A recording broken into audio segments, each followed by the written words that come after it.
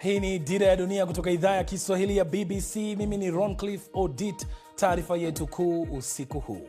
Rais Samia Suluhu Hassan awateua majaji kutoka Uganda na Namibia kuchunguza vurugu za Oktoba 29 nchini Tanzania, huku vyama vya upinzani Namibia vikipinga hatua hiyo.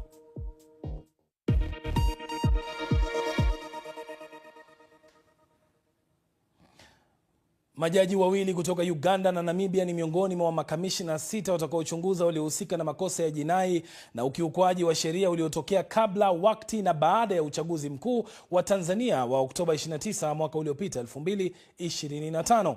Rais Samia Suluhu Hassan amezindua rasmi tume hiyo hii leo na kuipa miezi 5 kukamilisha kazi yake. Majaji wa nje walioteuliwa ni Petra Stilinge Damaseb wa Namibia na Cheborion Barishaki wa Uganda.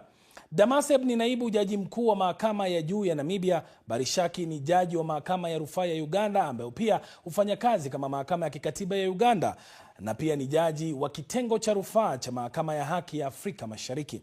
Kuundwa kwa tume hiyo kunatekeleza moja ya mapendekezo ya tume ya uchunguzi iliyoongozwa na jaji mkuu mstaafu Mohamed Chande Othman, iliyowasilisha ripoti yake kwa rais mwezi Aprili. Upinzani nchini Namibia vimepinga uteuzi wa naibu jaji mkuu wa nchi hiyo Petros Damaseb kuwa mmoja wa makamishna wa tume ya rais ya uchunguzi nchini Tanzania. Vyama vya Affirmative Repositioning na Independent Patriots for Change vinasema uteuzi huo unaweza kuibua maswali kuhusu uhuru wa mahakama ya Namibia, vikimtaka jaji huyo akatae uteuzi huo. Wakati akizindua tume hiyo, Rais Samia amewataka Watanzania kushirikiana na makamishna ili waweze kutekeleza majukumu yao bila vikwazo. Natambua uzito wa jukumu hili, lakini kwa kuanzia tume imepewa muda wa miezi 5 kutekeleza majukumu yake na kuwasilisha ripoti rasmi. Sasa kama kutakuwa na ombi la kuongezwa muda, tutaangalia baadaye tuongeze muda ili wafanye kazi yao kwa upeo mpana. Tumeamua kuwashirikisha wenzetu ili kupata muono mpana, na kwamba tume hii inakwenda kuingia kwa undani zaidi kutafuta nani hasa waliochochea, waliohusika, waliotoa fedha ili mambo yale yatokee ndani ya nchi yetu. Maandalizi ya tume kuanza kazi yamekamilika, kwa hiyo tupo tayari. Na Mheshimiwa Rais umetoa siku 150 kwa ajili ya tume kukamilisha kazi hii, takriban miezi 5. Kwa hiyo baada ya kupitia adidu rejea, tumejiridhisha kwamba muda huu unaweza ukatosha kwa ajili ya kazi hii. Je, tume hii ina nguvu gani kisheria? Muda mfupi uliopita nimemuuliza swali hilo mwanasheria Maduhu William kutoka shirika la kutetea haki za kibinadamu nchini Tanzania, LHRC. Mandate na mamlaka ya tume hii ya pili ya uchunguzi inaanzia wapi na inakwenda kuishia wapi?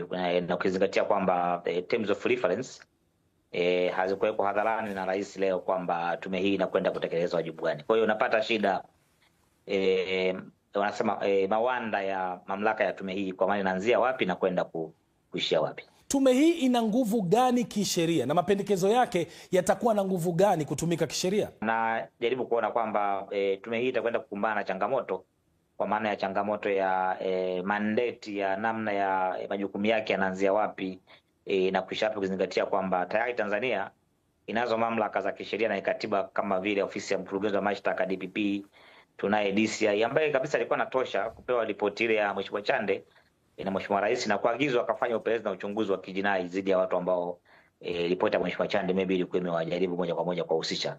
Lakini swala la msingi ni kwamba je, baada ya kwa hoja wao ambao itakutana nao, je, maswali ambayo watakuwa wamejibu mbele ya tume yatakwenda kutumika kama ushahidi mahakamani au la? Na kimsingi ni kwamba kanuni hiyo inakataa, kwa sababu watakachokijibu mbele ya tume haiwezi kwenda kwa ushahidi mbele ya mahakama watapofikishwa mbele hapo. Kuna hiyo changamoto ya kisheria hapo. Sasa ushirikishwaji wa majaji kutoka Uganda na Namibia, je, umekidhi mahitaji au masharti ya upinzani ambao walitaka wahusika wa kutoka nje ya nchi wawe ili kuongeza uhuru na uwazi wa tume yenyewe?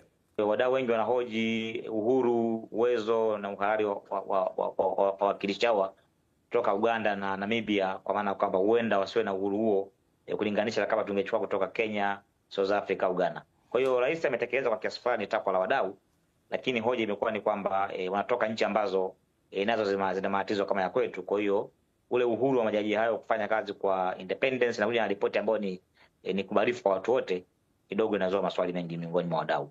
Na unapozungumzia hilo, tayari makundi ya kijamii nchini Namibia kwenyewe yamemtaka jaji wa nchi hiyo kukataa uteuzi wa Rais Samia. Je, hili limetia dosari tume hii? Rais amesema anaizindua rasmi na kwenda kufanya kazi kwa miezi 5, lakini hakutuambia mawanda yake inaishia wapi na kuanzia wapi. Kwa hiyo hatua hiyo inaashiria tu kwamba tayari ukubalifu wa tume yenyewe mbele ya makundi yote, kwa maana ya Watanzania, jumuiya ya kimataifa na nchi zingine ambazo hawa hakisha wanatoka, hatua ya wao kuanza kuquestion kwa tayari inazoa maswali kwamba tume hii imeanza kupata mikinzano tayari miongoni mwa wadau hata kabla ya kuanza kufanya kazi. Lakini jambo la pili ni kwamba hata muda ambao imepewa, unaona kwamba imepewa muda wa miezi 5, mimi kwa maoni yangu naona ni muda mwingi mno, kwa sababu tayari msingi Mheshimiwa Chatta alishauweka. Je, sheria inamlinda vipi mwananchi atakayefika mbele kupeana ushahidi wake? Mahojiano yake hatakuwa ya hadharani, yatakuwa ni ya faragha, na hivyo watakwenda kuwalinda wananchi ambao wamekuwa wakitekeleza kazi hiyo, na ni imani kwamba yale ambayo yanakwenda kuzungumzwa mle yatakuwa ni kati ya mashahidi. Lakini jambo la pili ni kwamba mapendekezo ambayo tume itakuja nayo itasema nini? Itasema wasamehewe, nchi iende mbele, au itasema peleka mahakamani wakashughulikiwa huko? Rais itakuja na maoni gani? Lakini naamini kwamba maongezi kati ya tume na mashahidi yatakuwa ni kati yake na wahusika pekee. Ripoti hii itaweza kutumika kama ushahidi katika mahakama za kikanda au labda mahakama za kimataifa kama vile ICC au mahakama ya Afrika Mashariki EACJ? Tume hii sio tume ya kipolisi, sio tume ya kichunguzi kama ya kimahakama. Ingekuwa ni tume kama labda ya kimahakama au ni polisi au ni DCI au DPP, lakini kwamba mahojiano yanakuwa ni mahojiano rasmi ya kimahakama, na utakachokisema pale inakwenda kuwa sehemu ya ushahidi wa mahakamani. Lakini mbele ya tume hii haina hiyo legal status, kwa hiyo naamini kwamba itakazozungumzwa pale hata kwa sehemu ya ushahidi mahakamani, kwa sababu yalikuwa ni maoni mbele ya tume na yako kwa mujibu wa viapo ambao watu wataviapa. Mahojiano hayo ndio yanatukamilishia taarifa yetu kuu usiku huu.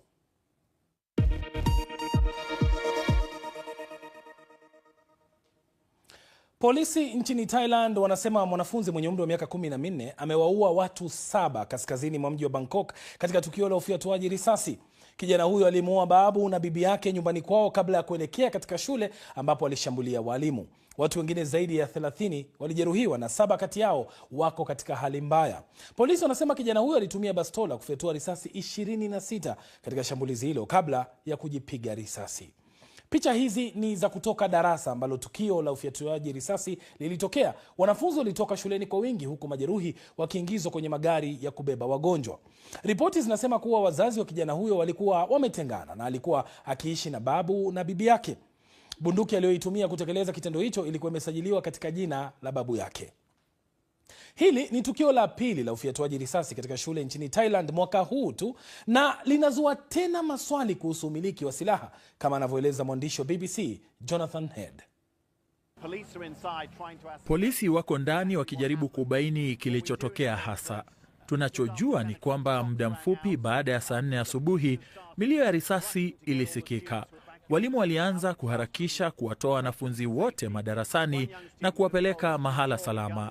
Mwanafunzi mmoja alituambia kuwa alimuona mpiga risasi huyo ambaye ni mwanafunzi wa shule hii mwenye umri wa miaka 14 akitoka darasa moja kwenda nyingine huku akifyatua risasi ndani.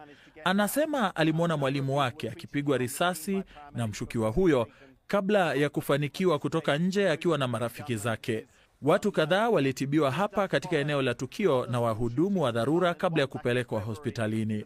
Kwa sasa nia ya mpiga risasi huyo haijulikani, lakini tukio hili linafuatia visa vingine vya ufyatuliaji risasi shuleni nchini Thailand, ikiwemo kimoja kilichotokea mwezi Februari kusini mwa nchi, jambo ambalo limeibua maswali mazito kuhusu urahisi wa kupata bunduki nchini humo.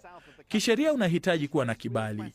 Hata hivyo, kiuhalisia, bunduki nyingi zinamilikiwa kinyume cha sheria, na swala kubwa linalopaswa kujibiwa ni jinsi gani mtu mwenye umri mdogo kiasi hicho alivyoweza kupata silaha hatari kama hiyo. Turejee barani Afrika sasa, ambapo nchini Sudan unyanyasaji wa kijinsia unatumika kama silaha ya vita. Shirika la madaktari wasio na mipaka MSF linasema kuwa jambo hili limekuwa alama kuu ya mgogoro huo. Hata hivyo, kwa waathiriwa, mateso hayaishi tu kwenye kiwewe cha baada ya tukio lenyewe. Wanapojifungua watoto hawakabiliwi tu na unyanyapaa wa kijamii, bali pia kuna changamoto mpya. Pale ambapo baba wa mtoto hajulikani, hawezi kutambulika, inakuwa vigumu zaidi kupata cheti cha kuzaliwa na kumwandikisha mtoto rasmi. Hii ni hadithi ya Amira iliyo na maelezo ya kuhuzunisha. Mwanangu hana cheti cha kuzaliwa wala namba ya kitambulisho cha taifa kwa sababu hana baba. Nina hofu kuhusu maisha yake baadaye kwa kuwa hajasajiliwa kabisa. Amira, ambalo jina lake si halisi, ni mama mdogo. Kisa chake ni cha mateso makali yasiyoelezeka kiurahisi. Amenusurika kutekwa nyara, unyanyasaji wa kijinsia na kulazimika kuhama makazi yake. Wakati mji wa El Fasher katika jimbo la Darfur Kaskazini liliposhambuliwa na kundi la wanamgambo la Rapid Support Forces, alijaribu kutoroka pamoja na familia yake, lakini alitekwa. Wanaume 3 wenye silaha waliniteka na kunipeleka katika eneo la Thabit kusini mwa El Fasher. Nilifungiwa ndani ya chumba na wakanibaka kwa zamu kila siku. Baada ya kubainika kuwa alikuwa na ujauzito, aliachwa pembezoni mwa kambi ya wakimbizi ya Zamzam. Shirikisho lisilo la kiserikali linaloongozwa na wanawake la Nada El Azhar liliingilia kati kumsaidia Amira kupata haki. Mkurugenzi wake mtendaji Shaza Ahmed anasema visa kama vya Amira vinaongezeka, lakini ni vigumu kubaini idadi kamili. Si rahisi kupata takwimu za watoto waliozaliwa kutokana na ubakaji. Mojawapo ya sababu muhimu ni unyanyapaa. Kwa bahati mbaya, wazazi wengi watoto hao ni watoto wenyewe, ni wasichana walio chini ya umri wa miaka 18. Wao wenyewe hawawezi kwenda mahakamani au kituo cha polisi rasmi na kufungua kesi au kutoa taarifa. Wanahitaji kuwa na walezi wao. Na katika 90% ya visa tunavyokutana navyo, familia hairuhusu kuripotiwa kwa matukio haya. Sheria za watoto nchini Sudan zilifanyiwa marekebisho mwaka 2010 chini ya sheria mpya iliyoundwa kulinda haki za watoto wote, ikiwa ni pamoja na wale waliozaliwa nje ya ndoa. Lakini vita ambavyo sasa vinaingia mwaka wake wa 4 vimeudhoofisha mfumo wa serikali na huduma muhimu kwa raia na kusababisha watoto wengi, hasa wale waliozaliwa kutokana na ubakaji, kukosa kusajiliwa rasmi. Na kukosa nyaraka rasmi kuna maanisha kukosa utambulisho wa kisheria. Siwezi kufanya kazi na sina mtu wa kunisaidia. Sijui nini kitanipata. Ninaogopa kupata matatizo tena nikitoka nje kutafuta kazi. Hii ni Dira ya Dunia kutoka idhaa ya Kiswahili ya BBC. Tutakaporejea tunazungumza na Bradley Marongo almaarufu kama Gen Z Goliath. Ana urefu wa futi 8.2 au mita 2.5, mmoja kati ya watu warefu zaidi barani Afrika.